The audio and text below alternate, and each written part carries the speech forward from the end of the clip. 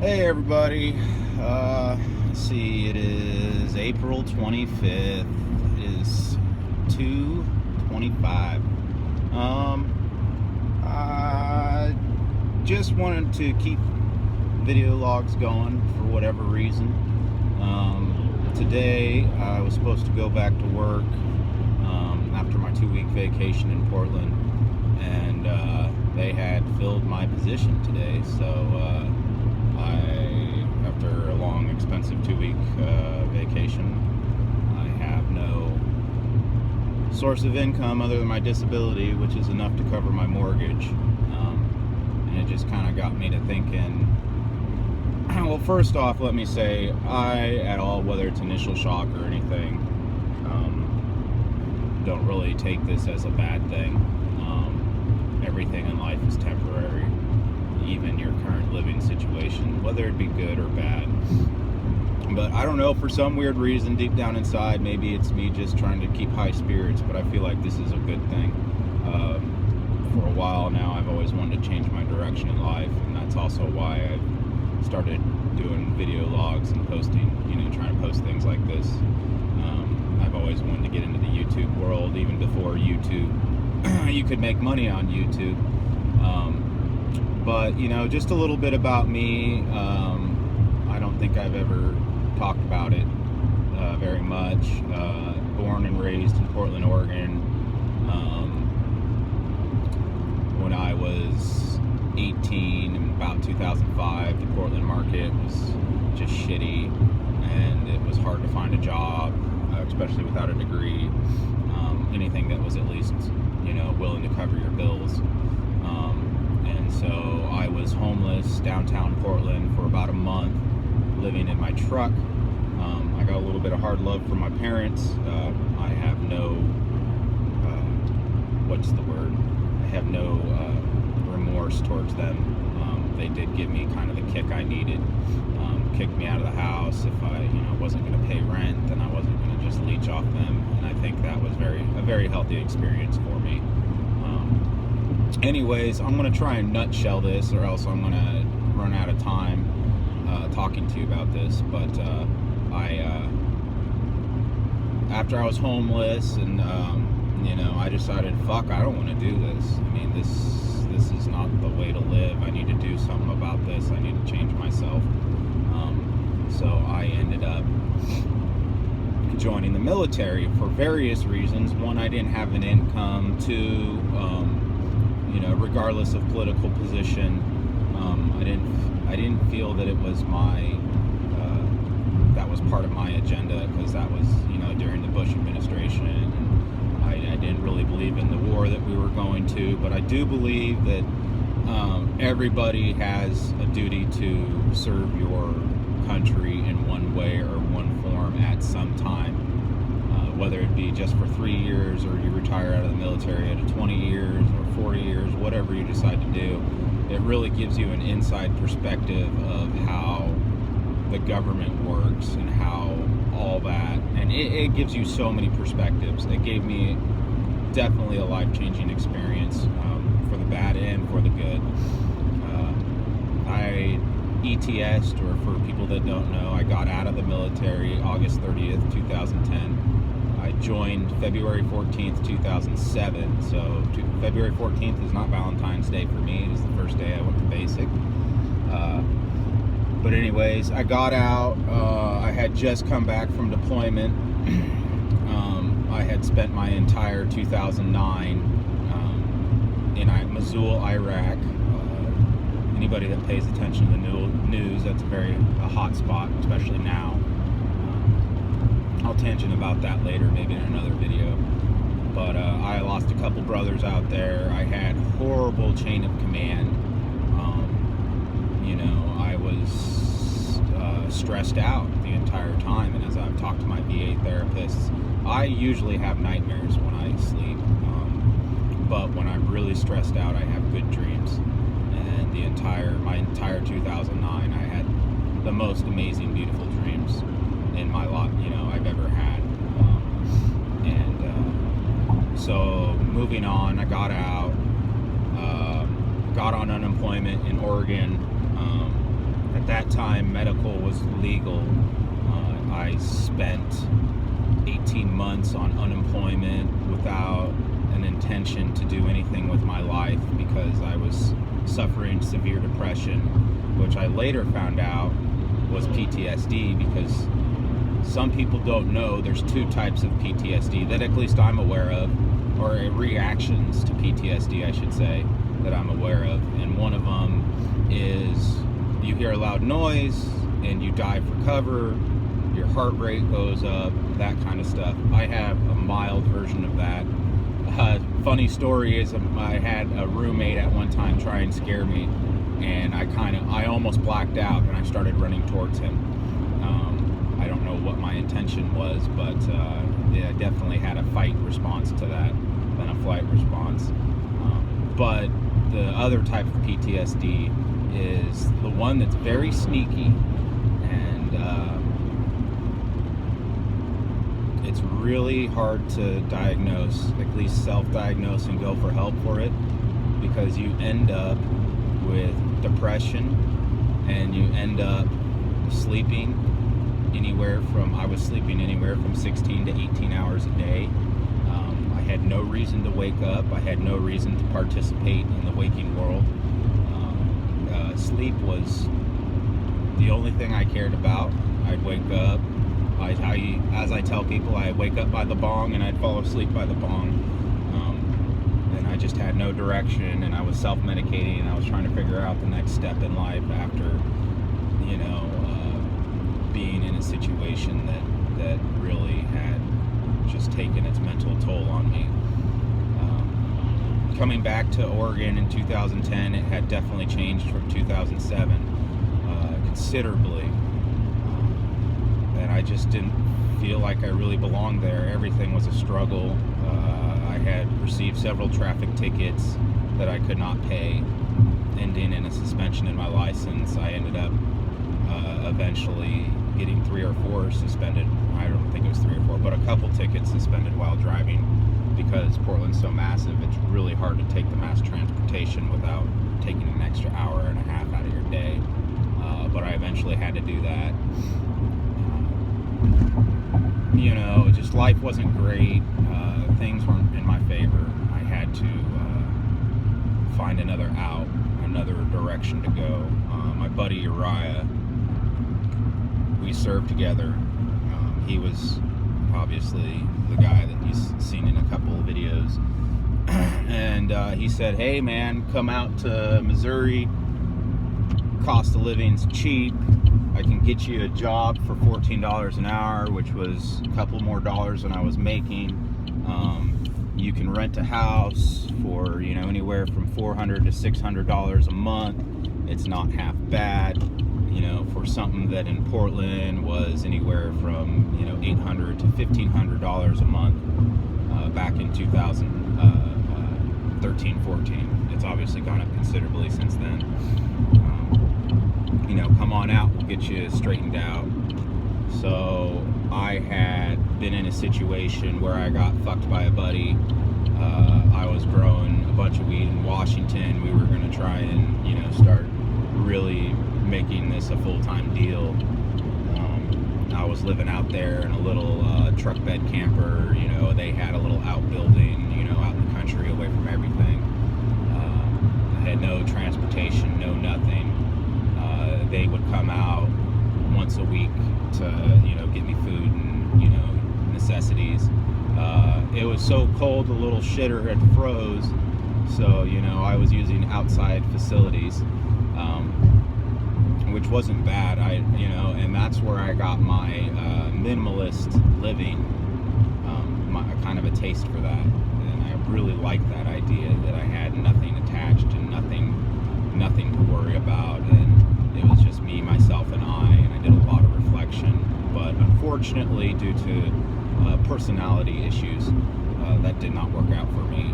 I did that for about 4 or 5 months, and then that all caved in, and I had a kind of a situation now. Well, what next? So that's when Uriah gave me the conversation. He said, come on out, we'll get you a job. And so I moved on out here to the Midwest, and ups and a lot of downs about that, but I mean, for the most part, it's been good for me. I'm going to kind of nutshell that for you. I had over $5,000 in collections in, let's see, April 2014. I had $5,000 in collections. I had no credit. My credit score was the lower 500s, and I just didn't really have a thing going for me. So I moved out here, moved into his what's called a wet basement, cobblestone basement.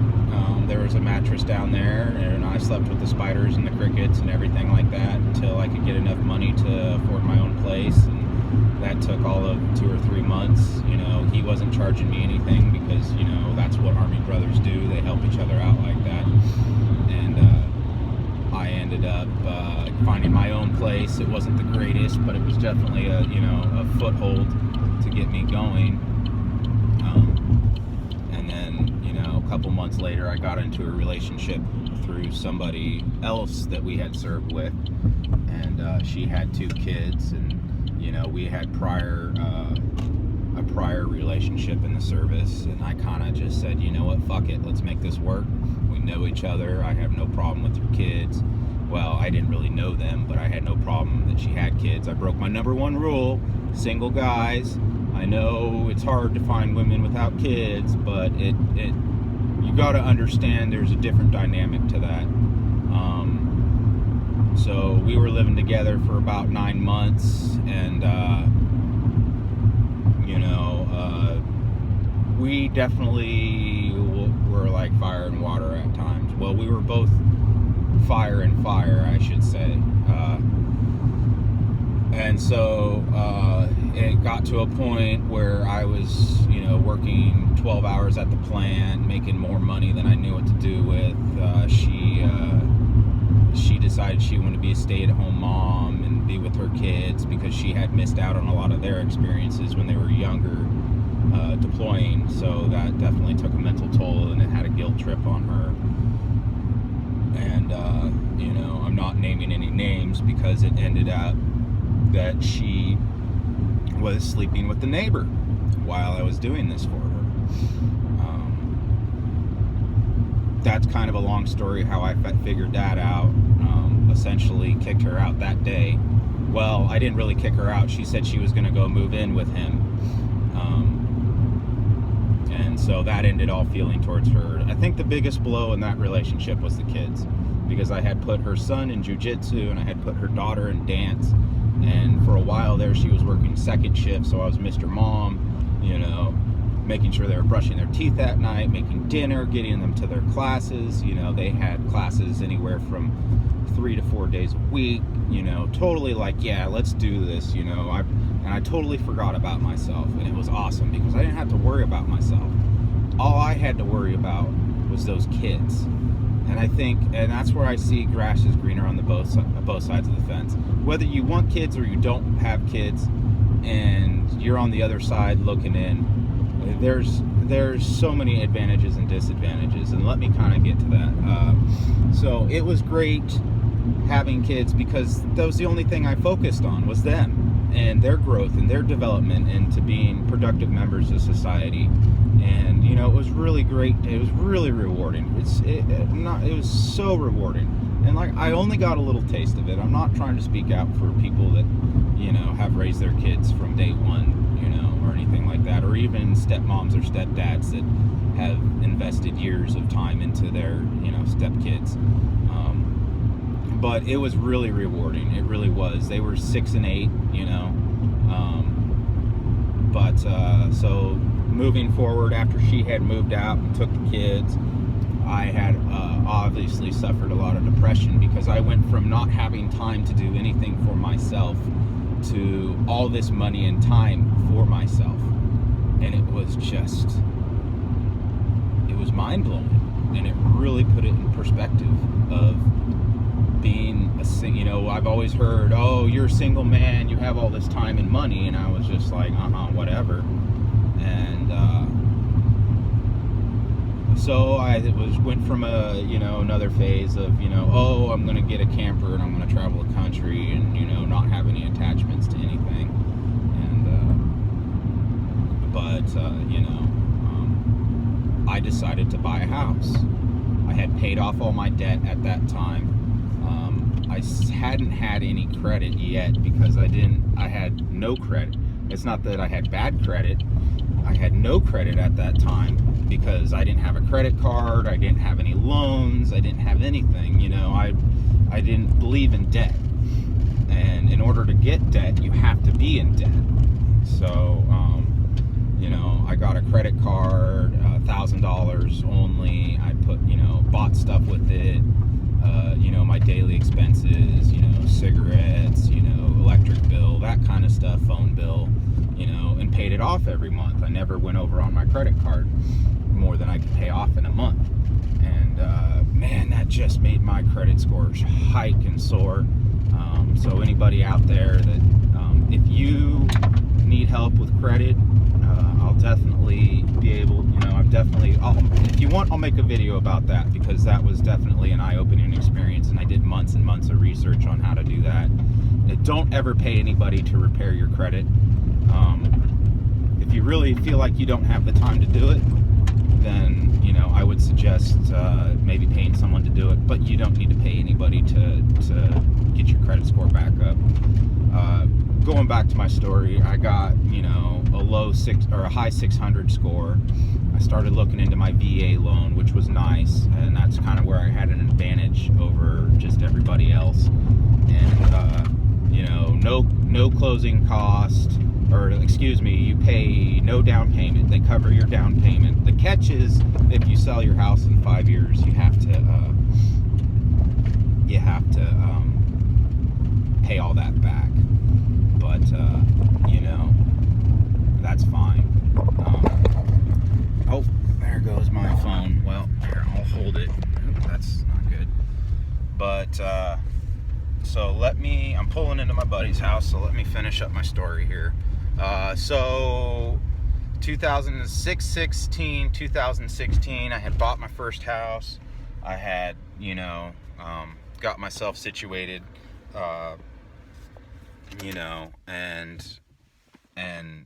and figured out, I thought I had everything figured out. And so this brings me back to my initial point. It is funny how we live in a society now where it got me thinking, where everything is so delicate, and you have to be in debt to do anything that you want to do. And I kind of take this as a good thing, as losing my job is finding a new direction to take, maybe going out and seeing the world. My biggest problem is I don't want, there's so much in this world that offers us to experience. Excuse me, let me let the dog out. She wants to play. Go say hi to Jangers. We are offered, or this world has so much to offer, and we have so limited time on this planet. And we will only experience, if you stay in the same city, in the same town your entire life, you will only experience a blink of an eye of what this world has to offer. Not only we're here for an existence that is also not even a blink of an eye of the history of this world. I don't know, that kind of saddens me. So I want to go experience it, because I don't know if there's an afterlife. I don't know if there's something after this. I don't know if we continue. Nobody knows. Nobody's figured anything out. So I definitely would like to experience as much as this world as humanly possible. Anyways, I'm here. I am going to go inside and see Uriah real quick, give him the GoPro back from the trip, and all right, I'll see y'all later.